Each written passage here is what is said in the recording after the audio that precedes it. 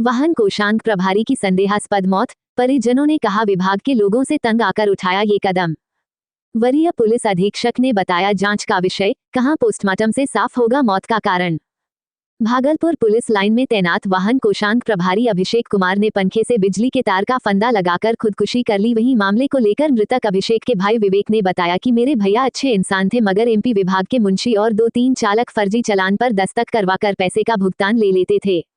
इन्हीं लोगों की वजह से भैया परेशान रहा करते थे। उन्होंने कई बार इसकी शिकायत वरीय अधिकारियों से की थी, मगर कोई जांच आदि नहीं की गई। विभाग की संवेदनहीनता से मेरे भैया की जान चली गई। वहीं मामले को लेकर आज एसएसपी आनंद कुमार ने अपने कार्यालय में प्रेस को संबोधित करते हुए कहा, जांच के लिए एसआईटी का गठन किया गया है। समझ में नहीं आता है कि आत्महत्या जैसा कदम उन्होंने क्यों उठाया। अभिषेक का मोबाइल एफएसएल की टीम को जांच के लिए दिया गया है। मोबाइल कॉल रिकॉर्ड से भी बहुत कुछ साफ होगा। उनके साथ रहने वाली पुलिस टीम से पूछताछ की जा रही है कि उनका पिछले कई दिनों से किस तरह का व्यवहार था। परिजनों के आरोप के आधार पर एक सिपाही के खिलाफ एसआईटी ने जांच भी शुरू कर दी है। दोषी जो भी पाए जाएंगे उनके खिलाफ कार्रवाई होगी। आइए आपको सुनाते हैं आनंद कुमार इसके इस पूरे चीज़ों की जांच के लिए जो हमारी जो इंटरनल ऑडिट कमेटी हमने बनाई है वो सारी चीज़ों की जांच करेगी, ठीक है ना। और उसमें अगर कुछ गड़बड़ी पाई जाती है तो बिल्कुल कार्रवाई होगी। और ये जांच वार्षिक स्तर पे होती है महालेखाकार के द्वारा। ये इस साल भी होगा, लेकिन उसके पहले हम लोग अपने इंटरनल ऑडिटिंग करा के चीज़ों को एक बार देख लेते हैं कि कहीं कुछ गड़बड़ी तो नहीं। केस दर्ज हो गया सर इसमें? हाँ, इसमें जो परिजन हैं उनके बयान पर कांड दर्ज किया गया है। कोई नेम भी एक नेम्ड है, उनके एक सिपाही पर नेम किया गया है। अन्य लोगों के अज्ञात, उन्होंने हत्या का आरोप लगाया है। और हम लोग जो पोस्टमार्टम रिपोर्ट है उसका इंतजार कर रहे हैं। आज संभवतः पोस्टमार्टम रिपोर्ट मिल जाएगी तो हत्या के मतलब जैसे मौत हुई, मौत के कारणों का स्पष्ट पता चल जाएगा। हालांकि जो एफएसएल की जो प्रारंभिक रिपोर्ट है उसमें उन्होंने बोला था कि ये आत्महत्या का मामला प्रतीत होता है। किस धारा में सर केस दर्ज किया गया? केस 302 और अन्य धाराओं में दर्ज किया गया। सर किस पर नामजद बनाया गया है? सिपाही है कोई? हाँ, एक सिपाही है, अर्जुन उसका नाम है, तो उसको नामजद करते हुए और 3-4 अन्य लोगों का अज्ञात के विरुद्ध उन्होंने किया कांड दर्ज करा। सिपाही सर वो विभाग से जुड़े उसी विभाग? हाँ, सिपाही है तो विभाग से ही है। और पूछताछ हुई?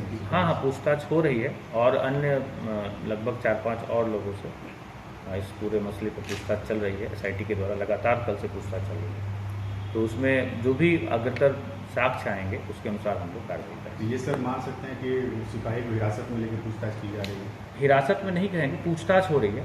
अभी पूछताछ हो रही है, साक्ष्य अनुसार कार्रवाई होगी। परवाह मिलने पर जेल जा सकते हैं? बिल्कुल, जिस पे भी दोष सिद्ध होगा, साक्ष्य आएंगे उस पर कार्रवाई होगी।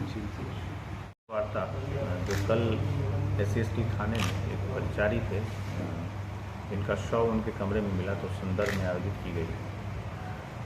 कुछ बिंदु हैं जिन पर मैं आप लोग से बात करना चाहूँगा।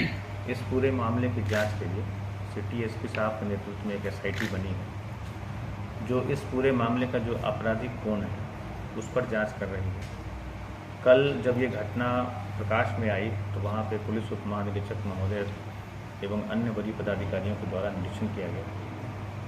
एफएसएल की टीम भी आई और उन्होंने घटनास्थल का मुआयना किया और उन्होंने जो अपनी प्रारंभिक रिपोर्ट दी उसके आधार पर यह घटना आत्महत्या की है। लेकिन कल रात में इसका पोस्टमार्टम हुआ है और हम लोग पोस्टमार्टम रिपोर्ट का इंतज़ार कर रहे हैं इस निष्कर्ष पे पहुंचने के लिए कि घटना हत्या है या आत्महत्या है।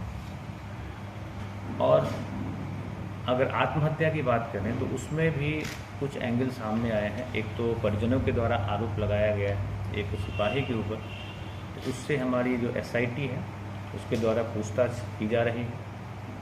और उनके जो मोबाइल थे उनको खंगालने के उपरांत भी कुछ एक नंबर था जिससे लगातार उनकी बात हो रही थी और जिस दिन रात में घटना हुई है उस नंबर से उन्होंने बात करने का प्रयास आखिरी वक्त तक किया, लेकिन उनकी बात नहीं हो पाई।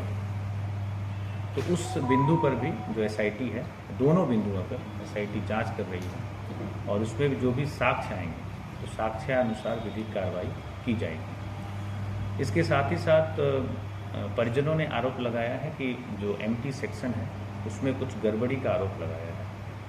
तो मैं आपकी जानकारी के लिए बता दूं कि यहाँ पे पुलिस विभाग में जितने भी बिल्स निकलते हैं सभी बिल्स की वार्षिक अंकेक्षण जो महालेखाकार है, भारत सरकार का एक बड़ा विभाग है, उनके द्वारा वार्षिक उनकी जो ऑडिट टीम आती है और वो एक एक बिल की पड़ताल करती है।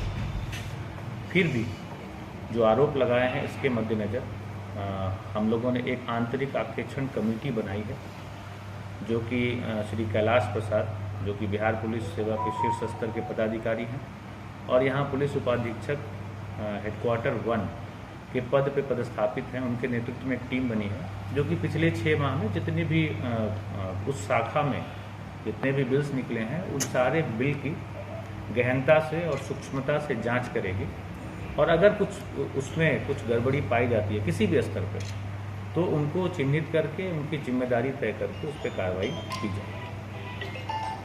एसआईटी अपना काम कर रही है और मुझे लगता है कि आने वाले एकाध दिन में एसआईटी किसी न किसी निष्कर्ष पर पहुंचेगी, ये मामला क्या था और इस मामले के पीछे कौन दोषी है। यदि अभी तक लाल बटन दबाकर आप चैनल को सब्सक्राइब या पेज को फॉलो नहीं किए तो कृपया चैनल को सब्सक्राइब एवं फॉलो करें।